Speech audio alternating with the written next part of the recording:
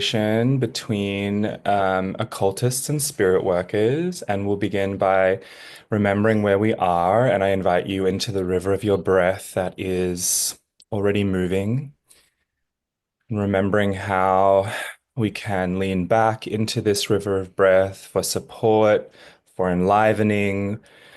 I invite you to exhale if you haven't heard yourself. Breathe out with some sound. Maybe you sigh or yawn. It's a good way to let go. It's a good way to soften and to relax yourself. And I acknowledge that I am in the unceded, stolen, sovereign lands of the Gadigal and Bidjigal peoples, where I've lived for 4 years. I acknowledge their elders, past and present, and their songlines and their cultures and their sciences and their kinship systems that have survived in the face of colonization. And all First Nations peoples and communities around the world who resist and adapt and evolve in the face of colonization through much grief and with great rage and great love.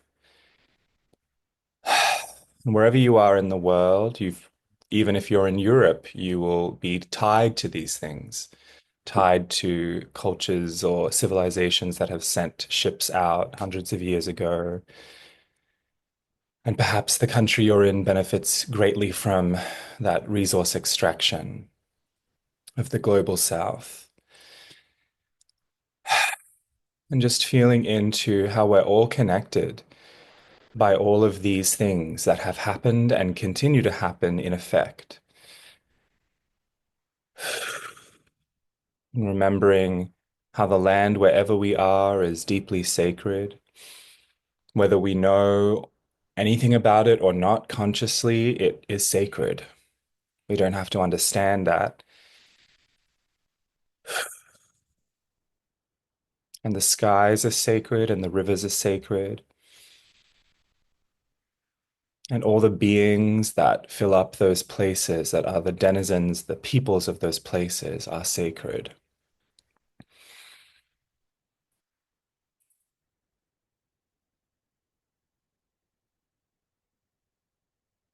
Okay. So I'm here today with Tony Rella.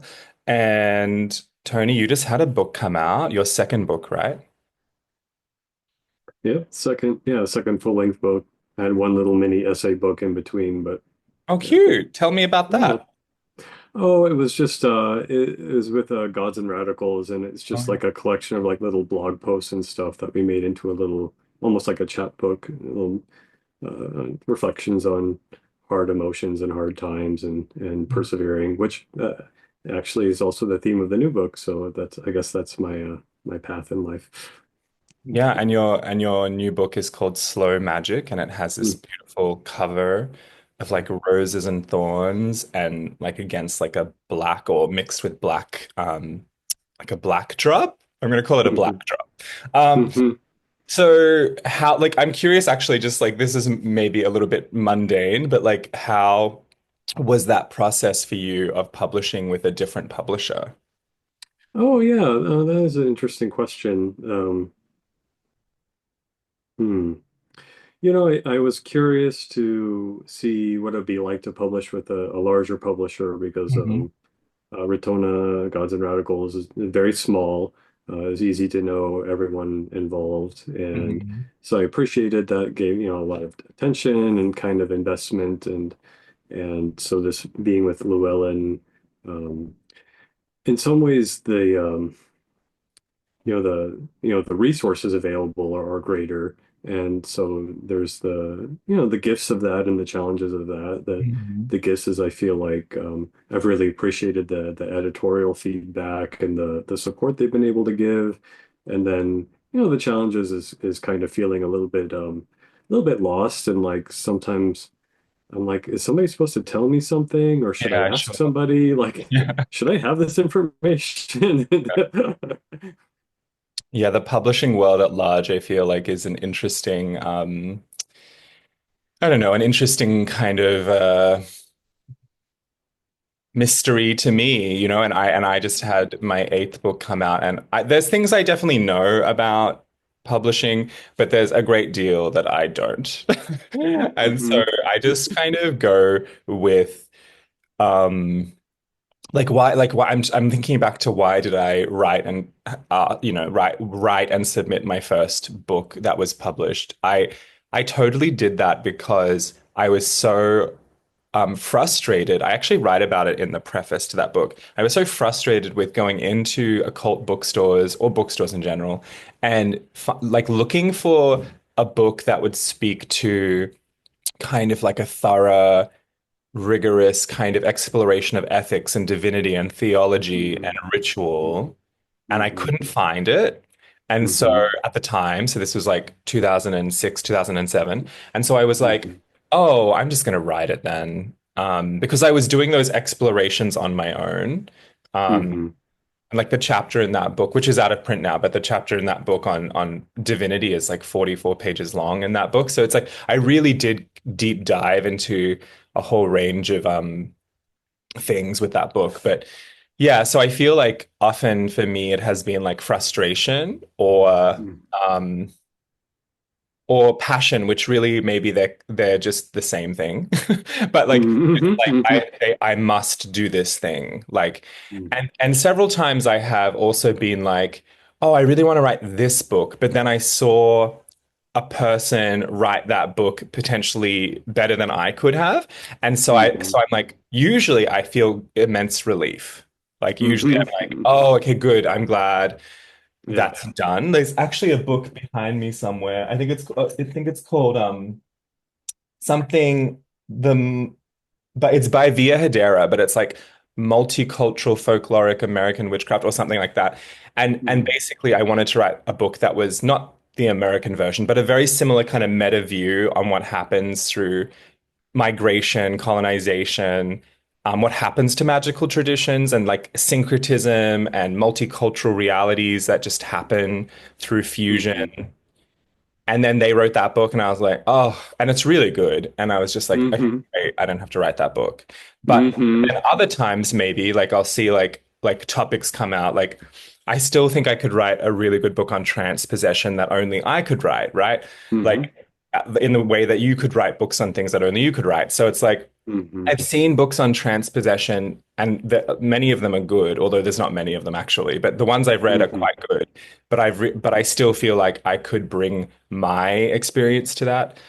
So I'm curious, like for you, like how is that with like the things that you write about, and how you like what is motivating your writing at the moment? Oh, that's a good, yeah, I appreciate that. And I feel like in terms of right at this moment, I'm feeling a little bit in a between space about that. Almost, this book was such a kind of like a distillation of all this stuff I wanted to say and write about, and now it's in the world, and there's a little bit of a kind of like what now? I feel a little bit lost, and I'm just sort of trying to take in new inspiration. But it's I think a similar dynamic where there's especially when I'm writing about witchcraft or paganism and things like that. I was reading for a while a bunch of kind of Buddhist books that were they were kind of self-helpy, they were kind of psychological, but they were really rooted in Buddhist psychology and trying to bring that, maybe to a more lay audience, and what I really appreciated that about that was the anchoring in their tradition and like this is our worldview, this is what's helpful about it, but also making it accessible and really giving people a practice and a container to kind of work with the problems of life. And that's been kind of a thorn for me in terms of writing witchcraft stuff because a lot of the books I read that approach that, it feels a little bit more in kind of a wish fulfillment or sort of like avoiding some of the darker, harder to grasp. I mean, people write about the darker realities of life, but there's sort of this, I don't know, especially in the manifestation circles these days, it sort of feels like if you're struggling, that means you're not good at magic or manifestation.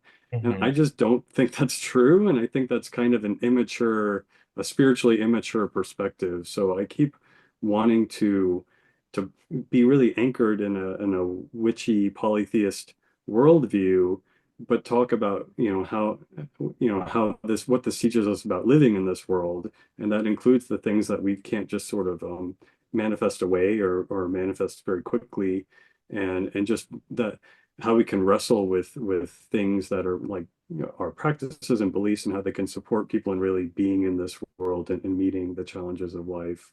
So that kind of I keep coming back to that, just wanting to do something that's really rooted in our beliefs and practices, but maybe opening it up to a bit more of a lay audience.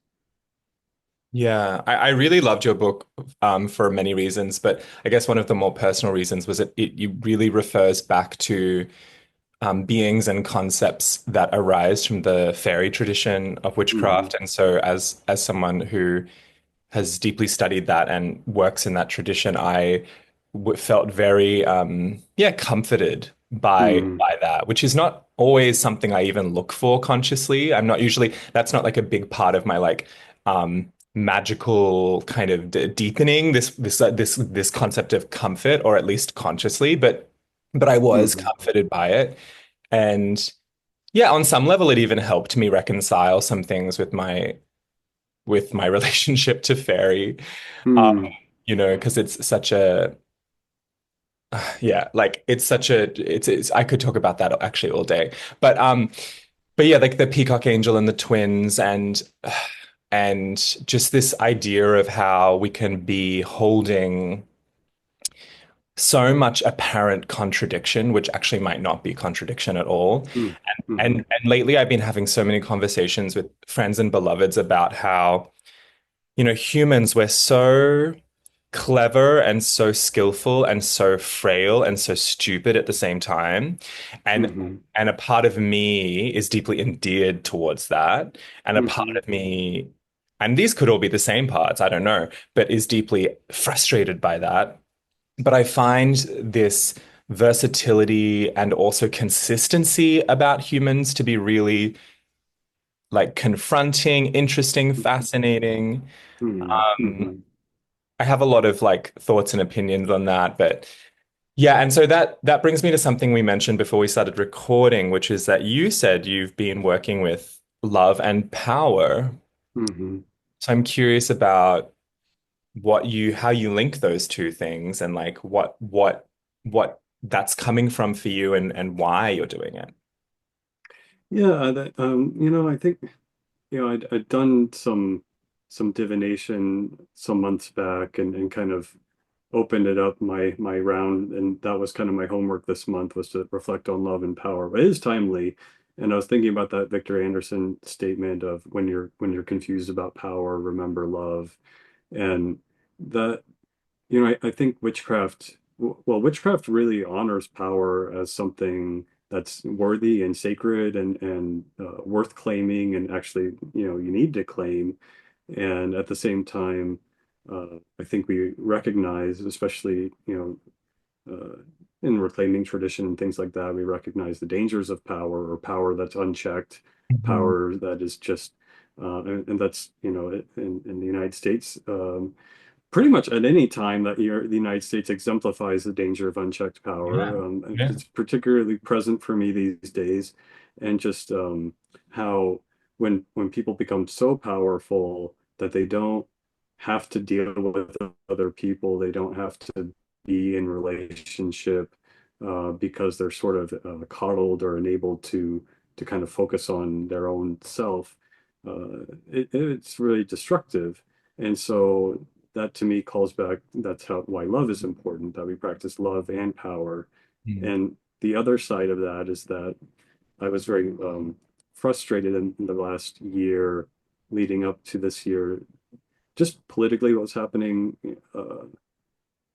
I feel like the people who I want to be winning are not are kind of afraid of claiming power, and kind Mm. of like feel allergic to power. Like there's almost like this, you shouldn't want power because Yeah. power can be destructive. And Yeah. so there's all this love and all this passion, and not a lot of agency, as Yeah. much as I would like to see. And so I'm just really seeing, there was a time when I was like, okay, well then all that matters is power. And now clearly all that matters, that's not all that matters, but that this is a dialectic, a contradiction that's not a contradiction that we're bouncing between. Yeah, and in the original order of the Pearl Pentacle progression and in the original naming of those points, it goes love, wisdom, knowledge, law, power. The Hmm. original point is power does not change between the iron and the pearl. And Hmm. so power goes back to love. It has to go back to love. And this reminds me as well of another kind of proverb or wisdom that comes out of the Anderson fairy tradition that I meditate on quite regularly, which is that out of the hand of the goddess, the peacock angel is the most terrible of spirits.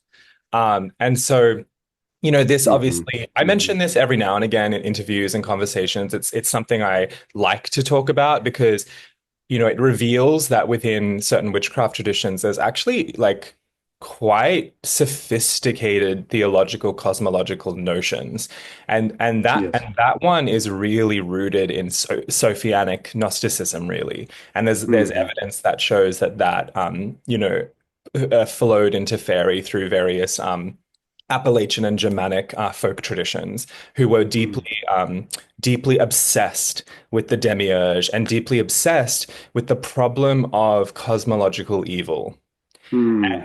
And I used to, when I was like, I'm turning 37 this year, so most people would still class me as young. But when I was younger, I kind of dismissed the concept of evil. I think a lot of pagans and witches we do. Um, because the way it's fed to us in the overculture in the West is as well, this is evil and this is evil. And we look at around and we go, oh, but everything you're saying is evil. They're my best friends. Hmm. Hmm. And so maybe we go, well, that's ridiculous. I think we have concepts of wrongdoing. And I think Hmm. a lot of pagans and witches talk about right relationship, and we have all of these ideals, etc. But more and more, I actually feel comfortable using the term evil, Hmm. because it's the only term I have sometimes when I look around and I go, well, that's evil. And and so I don't use it too much, but I save it for the moments where I'm like, I have no other word for this. Hmm. So, Hmm.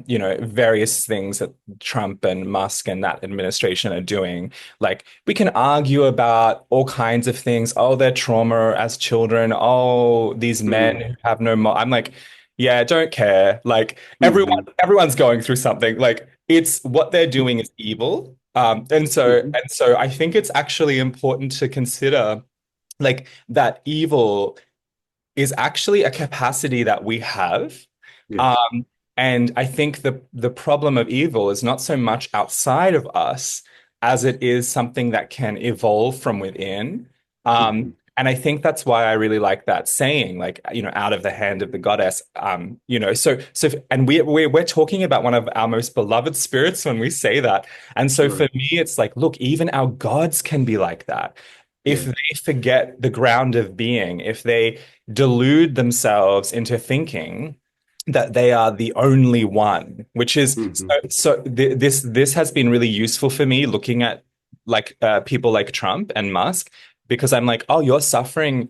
You two are sacred, just like everything else is sacred. But Hmm. but you two and many others have completely forgotten the ground of being, have completely forgotten the hand of love, and are Yeah. just acting out like arrogant demiurgic dickheads. Yes. And then I'm watching this world, this egregoric kind of world be created around them that has devastating real effect.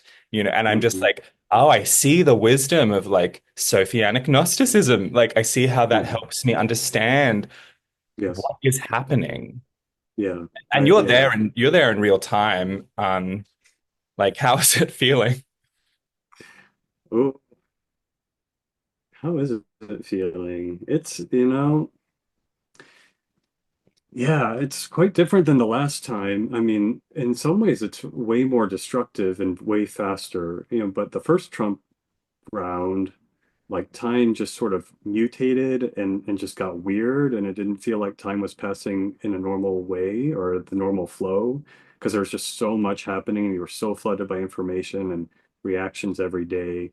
That's also true now, but it also seems like people are a bit more grounded, a bit more defeated, actually. I think there's a kind of an air of defeat and pessimism that we're kind of many of us are wrestling with. Um, I mean, a lot of people are doing their best and doing a lot of good, but I think in part because just how the election played out, that he won so decisively, Mm. and I don't think we could have that one of the sayings is like we know now like they know who they chose. I mean, to me it was always obvious who we were choosing, but okay.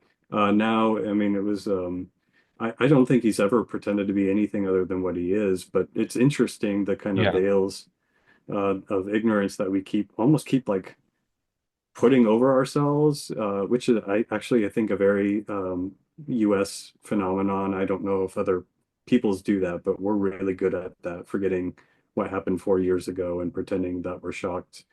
So That's I the there's media a lot of cycle, right? Like that's the propagate, like yeah, the way the media cycle is. yeah, yeah.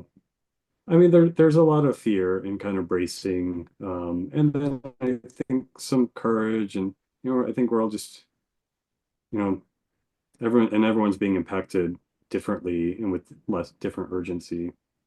But I'm really with you on that the Gnostic connection. I do and I'm a therapist, Mhm. and I was doing a lot of reading about loneliness, and there's some documented um, behaviors that happen when somebody's chronically lonely and they don't have meaningful friendships, and they start Mm. experiencing this sort of paranoid, rejection sensitive world where they desperately want to connect, but they're afraid of being rejected, so they don't connect successfully, and then they tend to be surrounded by people who are taking advantage of them, which sort of reinforces their Mm. low self-worth. And the other piece that I was listening to a lot of history podcasts the past couple of years about prior to the world wars, the European world wars, and that was one of the themes that kept coming out was that when there was a big group of particularly men who were lonely, uh, they were just ripe for being taken in by these kind of fascist authoritarian movements Yeah. and radicalized, and we certainly had those conditions here. So, Yeah. and that goes back to that I'm the only one, that loneliness and anger and being Yeah. disconnected from the hand of love from God herself. Yeah. I Mm, do think these stories are teaching stories. Like, I think it's easy to dismiss some of these, so, what we now call Gnostic. Like, I think it's easy for some of us to dismiss them because they are sometimes rampantly dualistic and flesh-hating and hmm things like hmm that. And that is upsetting. But the more I've always been obsessed with Gnosticism ever since I was 11, and the more I've read and the more I've actually understood that the witchcraft traditions I'm a part of have really intense Gnostic threads, the hmm more I have been able to reconcile apparently dichotomous cosmologies.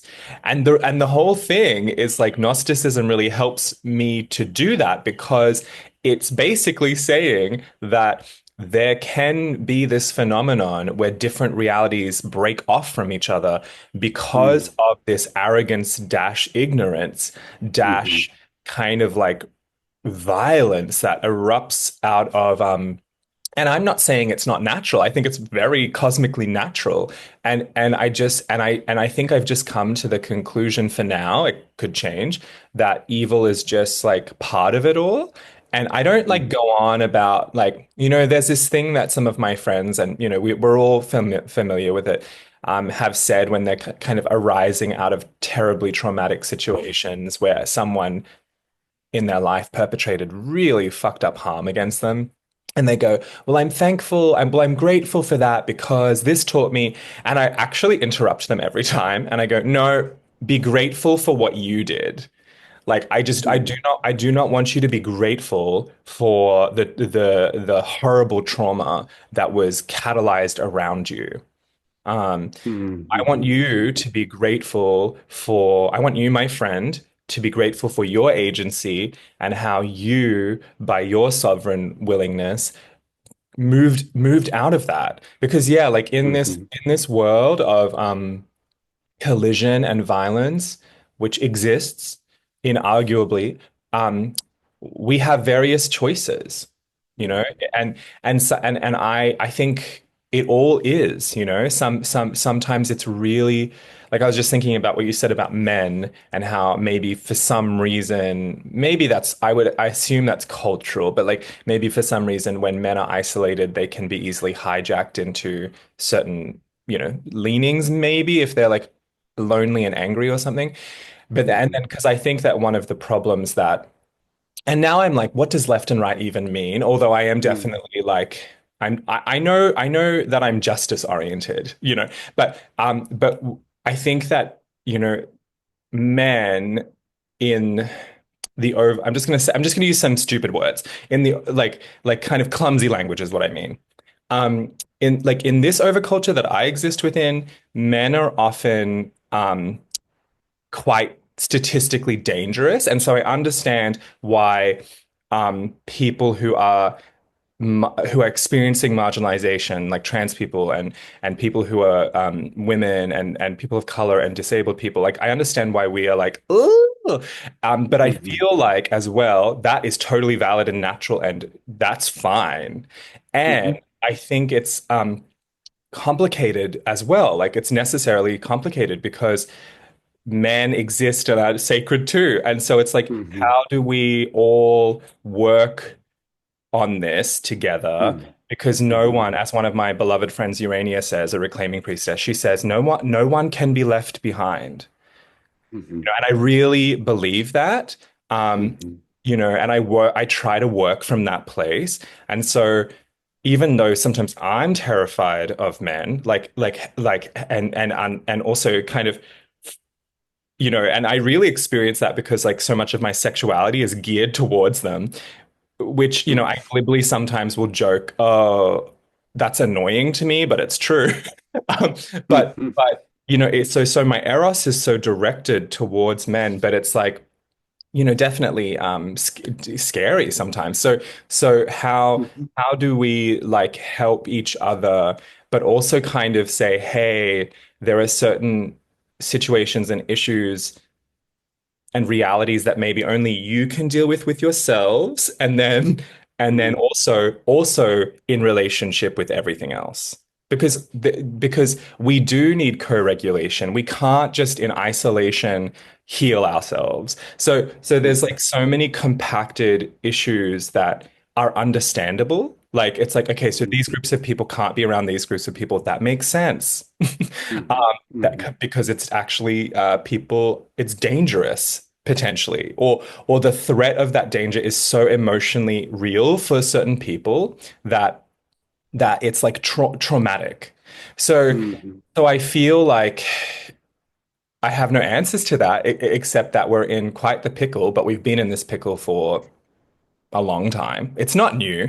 And Yeah. and so how do we, and when I say we, I actually mean all of us.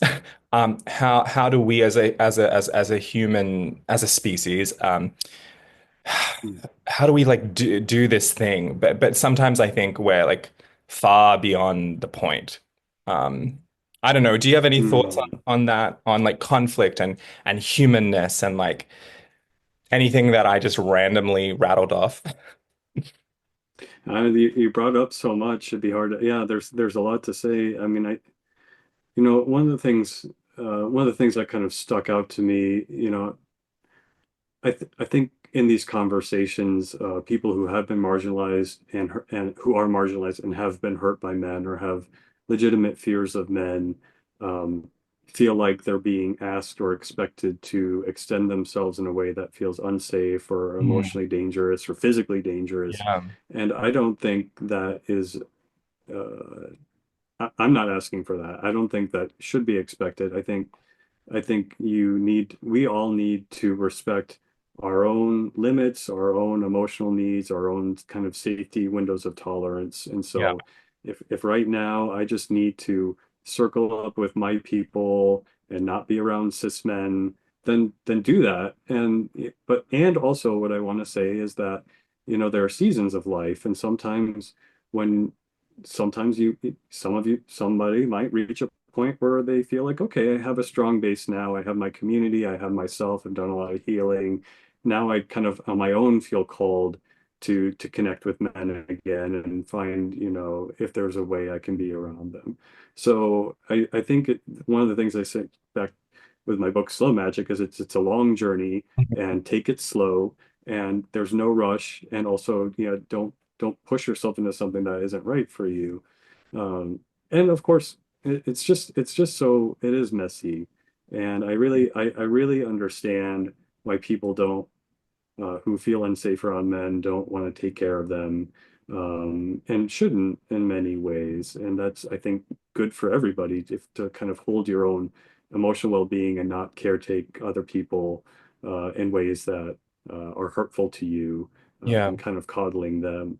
But the difficulty, like you said, you mentioned that no one can be left behind, or no one should be left behind. I forget Mhm. what the statement was, but Yeah, the Urania thought says I no one left behind. That she just says no one that left. kind of as a magical spell. Yeah. Yeah, I love that, and the kind of the thought I had was sort of like, yeah, I mean, we actually can't. I kind of think what's happening in the United States right now. We've had sort of an era where the sort of dominant. I mean, it was never a great time to be a person of color here or a queer person or Yeah. definitely not a poor person in the United States. Mm. But we were sort of like developing this dominant culture that was sort of saying that we should be friendly or like we should, and we were starting to name white supremacy and things Mm. like that and be like, like let's talk about it. Let's like really look at this stuff. And and in many ways rightly or wrongly, I'm not saying this is how it's supposed to be, but white people and white men in particular were feeling left out and feeling like there's no place for them. And now I keep thinking about because I think about two serpents every time I'm thinking about dualities, and now I feel like the white male patriarchy serpent has just plunged out of, his defeated position and is now in this ascendancy and is very much like crushing the other serpent of multiculturalism and femininity and queerness. And I don't think that will last forever either. But it just sort of feels like we can't leave that group anybody behind because it just these things don't get defeated. There's just this ongoing dialectic, and what I hope for is that the dialectic becomes more compassionate and connected and doesn't have to be so extreme and violent and dangerous.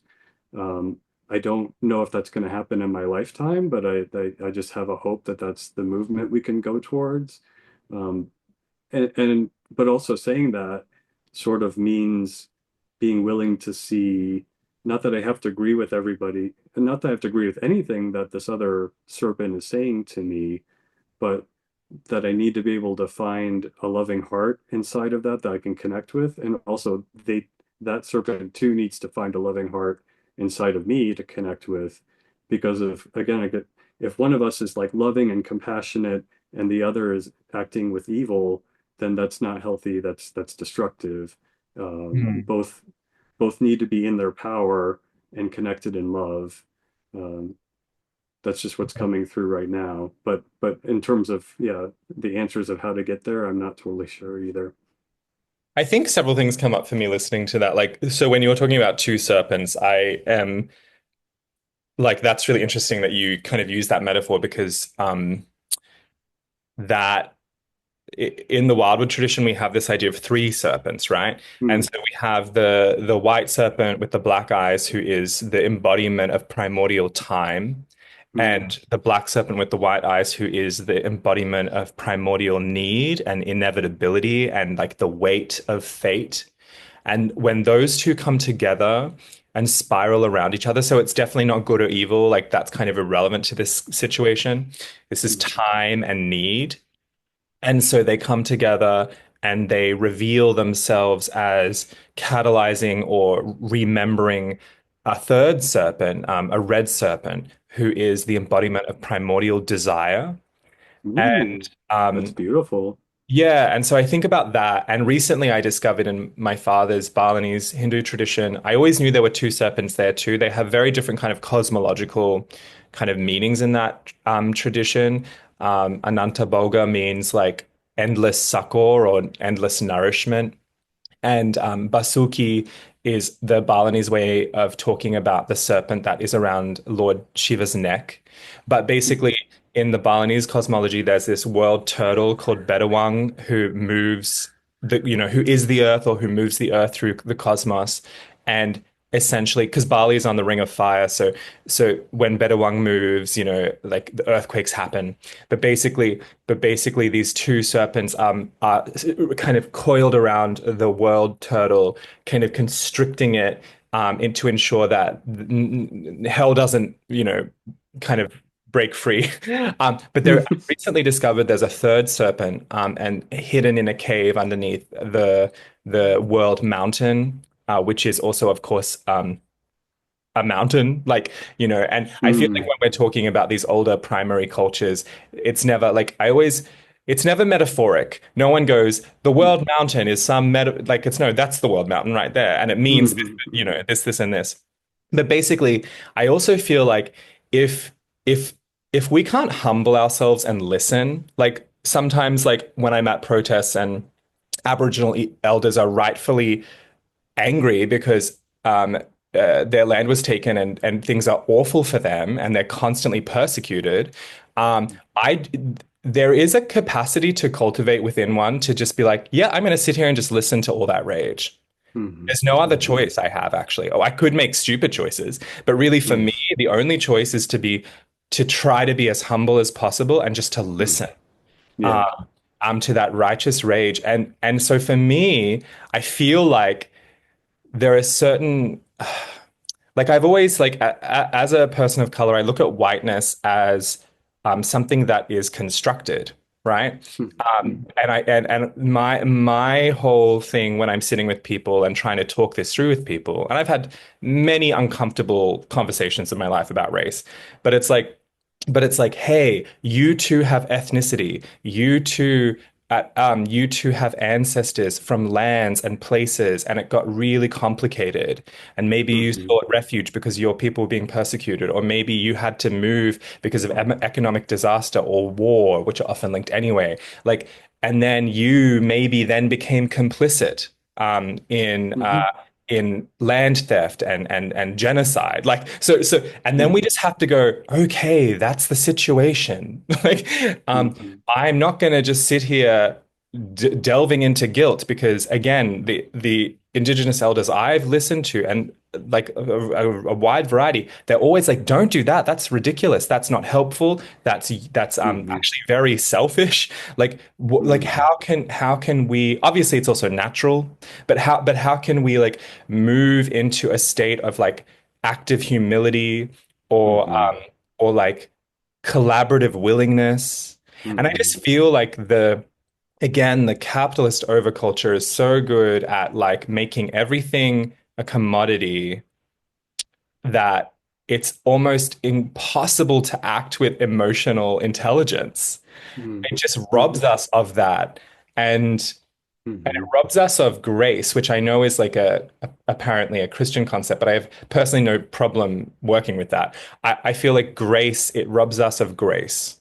Um, mhm, and I feel like that grace in my life is what allows me to listen, and to honor my own boundaries as well. mhm, A lot of this brings me to, I was reaching behind in the bookshelf to find your one. This is your first mhm, published book, right? mhm. Circling the Yeah. Star. And my most recent book with Jane Meredith is this Magic of the Pearl Mhm, Pentacle. So clearly, you and I both work with these pentacles, and a lot of when I'm meditating or agonizing about this stuff, I return to the pentacles mhm, because I mhm, feel like they're basically showing us possible pathways. mhm, Um, and I'm curious, yeah, like what is kind of alive for you when you contemplate your work with them? Because I mhm, actually think that there's maybe not solutions, but like definitely possibilities that arise out of the work of Iron and Pearl Pentacle. mhm, mhm. Yeah, that's it. Yeah. I mean, it kind of restores one to humanity if one's kind of lost their humanity. And I Yeah. think a lot of what you're talking about is the kind of legacies, like people who are ensconced in whiteness, kind of losing touch with our humanity and unable to tolerate guilt, healthy healthy pride, Mm. and just being in our place and being in kind of relationship with each other. And so yeah, I think the pentacles help us to be present with those emotional extremes like you're talking about, where I can sit with this person's rage and I can know I'm not being annihilated by it. Mm. I'm not being annihilated by my own guilt. I'm a child of earth and starry heaven, and I have access to all of these powers. Um, even though I've caused harm or been complicit in harm, and I want to take accountability, but I can return to iron. I can return to running iron, and then kind of radiating out that pearl energy and trying to be a participant in community and restoring the balance of harmony. And that feels really important because iron is so helpful for move. Like when you have crappy feelings, if you just like run them, they kind of become something workable again. Mhm. They're just your life force, and they you can do something with them. Were you introduced to the Pentacles first through reclaiming? Yes.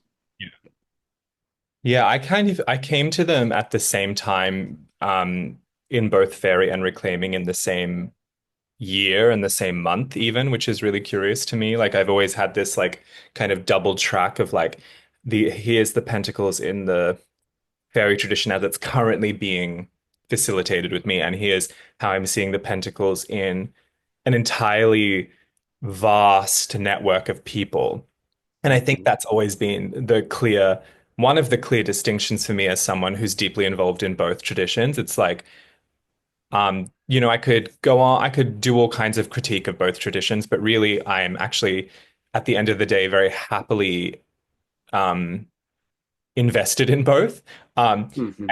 and I have mostly seen, though, I have to say, like, I think that one of the strengths of fairy is that it really does cultivate in people like a really strong sense of discipline and kind Hmm. of martial prowess around magic. But one of the Hmm. strengths of reclaiming is that it allows that to be played out in real time through communities who largely, in my experience, like, yes, I've also experienced all kinds of other things. And actually, one could comment about this with fairy too, like community conflict. But I largely have experienced over and again a kind of grace. I'm going to go Hmm. back to that word that has arisen Hmm. out of my work in the Pentacles in reclaiming. And I also really like how in reclaiming, when we facilitate core classes well, it becomes a lived coven, or it becomes a lived laboratory of experimental relationship where you can Hmm. be with these things and feel them moving and Hmm. see them over weeks or months, like moving through people's lives, reshaping them. Whereas often in Hmm. fairy, that's less true. That's less available to you, except for the rare moments, or seasons where some fairies get along and have covens together. There are fairy Hmm. covens, and like I know of one in like Britain that's existed for maybe 20 years. But like, but like generally, our lore and fairy is like, oh, that doesn't really happen. But I know it does. I know it does. It just seems more to the side, and Hmm. it doesn't seem to be like the main informing current of like, you know. Um, Yeah. so I'm curious, and then you also like work in the Morning Star. What does it like? The Morning Star Mystery School? How do you, or has it become its own tradition? I'm not sure. Can you? Yeah, I mean, originally Thorne was teaching fairy as like Morningstar Fairy as kind of their own branch, and then Yeah. kind of formally said Morningstar is distinct enough that it's its own thing, and it's Morningstar Mystery School. We kind of have an ongoing discussion within the school whether we're a tradition or not, or what the difference between a tradition or a school is.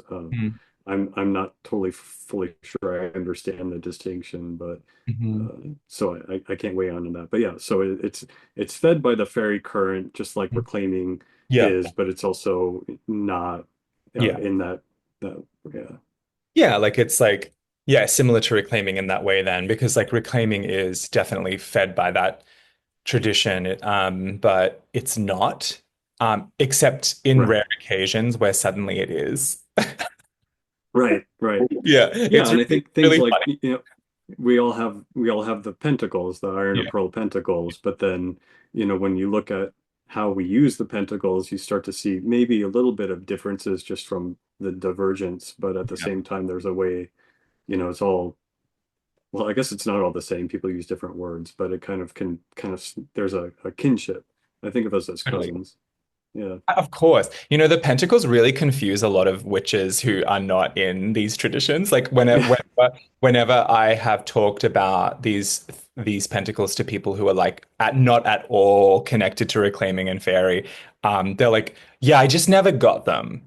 Hmm. Like they maybe have come across them and they've Hmm. seen them in the literature. Like, of course, they're in the spiral dance very briefly. They're there.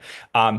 But if you blinked, you might lose it, like, Hmm. but like, there are a lot of people I've come across because I mix with all kinds of folks and they're like, I just don't get it. Hmm. And I'm like, yeah, okay, well, that's probably because you've never tried. Right. And I wonder sometimes, like, it's been a precarious balancing act for me.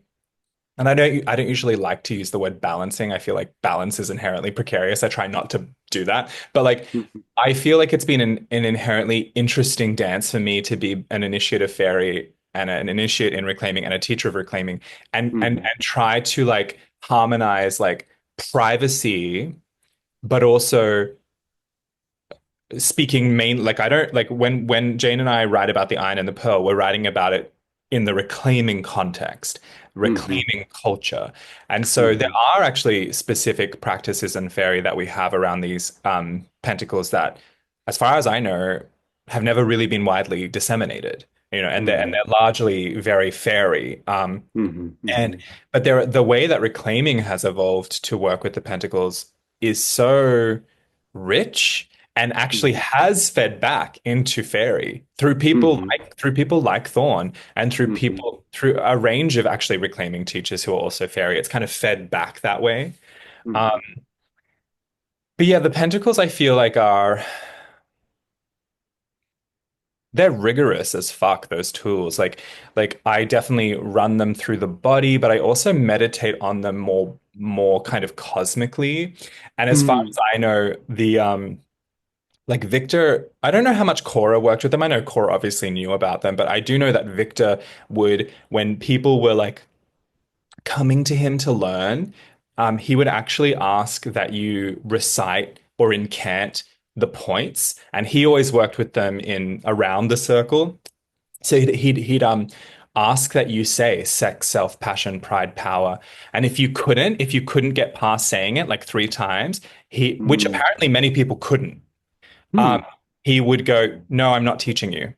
Hmm. That's So, great. and Yeah. so for him, it was this way of checking to see, I guess, and from what I've heard from elders of mine, like to see if these people could confront their complexes, cultural Yeah. complexes, which obviously live within us. Because back in the 60s and 70s, when he would have been doing this, like to recite sex and self and passion and pride and power, like so sounds like the seven deadly sins. So if you Hmm. if you can't do that and invoke that, then I guess his opinion was like, you have no business wielding power. Hmm. And I Hmm. think that brings us right back to the everything we were talking about in the very beginning. Like, if you cannot be with these things, because so often when I read the writings of Cora and Victor, it's so much about like natural humanness. You are divine, the black heart of innocence. You are an animal. How beautiful is that? How fierce is that? Let's work with our complexes so that we can come back to a wild, innocent humanity together. Um, Hmm. and back to that quote, if you are confused about power, remember love. Like, Hmm. and never coddle weakness, but neither condemn frailty. Hmm. Like it's such like all of these proverbs are so powerful to meditate on. Hmm. And as we're coming close to the end of this, I'm curious like what your thoughts and feelings are on that on the wisdom of our witchcraft traditions, because I really do see witchcraft as wisdom tradition. Hmm. Yeah. Yeah, I really appreciate that practice you were talking about, and it makes a lot of sense because the points are themselves very powerful, and the qualities associated are so powerful, and and there's something about it's making me think of kind of martial arts practice or any other wielding of power, that you benefit from being really clean, Hmm. present, and intentional, and willing to deliver the strike. And if you're kind of flinching from it, or you're like, I don't want to hurt you, or you're kind of hiding your power, then it comes out anyway. Yeah. You're not being accountable, and you're not doing it in a way that is actually, because a fierce display of power, even a very dangerous display of power, can be healing. It can be clarifying. It can just bring order to a situation that needed something really sharp and precise. And but you've got to be willing to do that with a warrior's heart, to just deliver the blow or whatever it is. And so I think all these tools, sex, or all these power, sex, and pride and self are similar. If we're unwilling to really own them and wield them and bear the responsibility of having Yeah. them, then we're going to use them in ways that are unskillful. It's like getting cut with a dull knife. A sharp cut heals far more cleanly than a dull cut.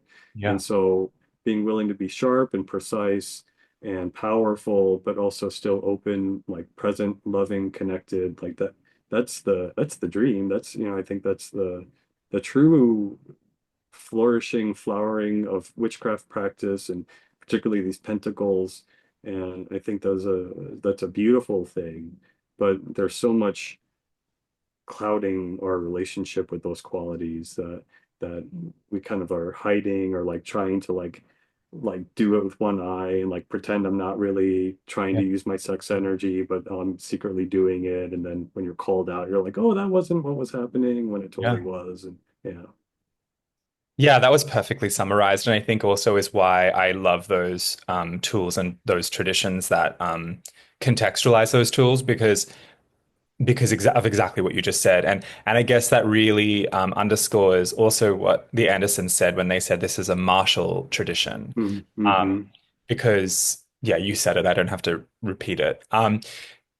Yeah, and I feel like the other thing is, like, if we don't own and step into these points, which are a part of our natural human animal divinity, like, we won't find a full expression of love or wisdom Mm-hmm. or knowledge or law or liberation. We won't, like, maybe we'll experience glimpses and shards and threads of it, which, because it's there in the air around us and in the substance of experience, but the pearl reveals itself through the rigor and irritation and mystery of the iron. Mm-hmm. So I feel like, and sometimes I also learn, sometimes I do it backwards too, where I meditate on love as contextualizing sex, um, Mm-hmm. where I meditate on the pearl points as being, because to me they're really the same at the end of the day, but the pearl Mm-hmm. iterations as being ways to understand the iron. Mm-hmm. Yeah, Mm-hmm. in a maybe more kind of holistic way, maybe. Mm-hmm. Mm-hmm. Yeah. It's what really lets the iron qualities flourish, is being in that pearlescent context. Yeah, totally, totally. Yeah, Well, thank you cool. for conversing and going all over the map with me. Hmm. Like, I just enjoy doing that. Like, and lately I've been having these conversations with people because I'm like, so much can come out through them where, like, we're pulling on different threads of magic and learning and politics and theology.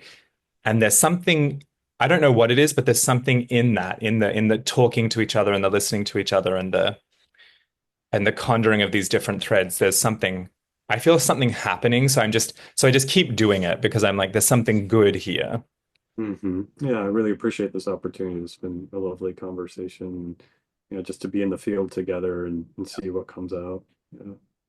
Okay, well, thank you. I'll put some links below about, your work and your books. And Yeah, also if you have any like classes coming up, let me know so I can also link to those. Okay. So Thank you. thank you so much.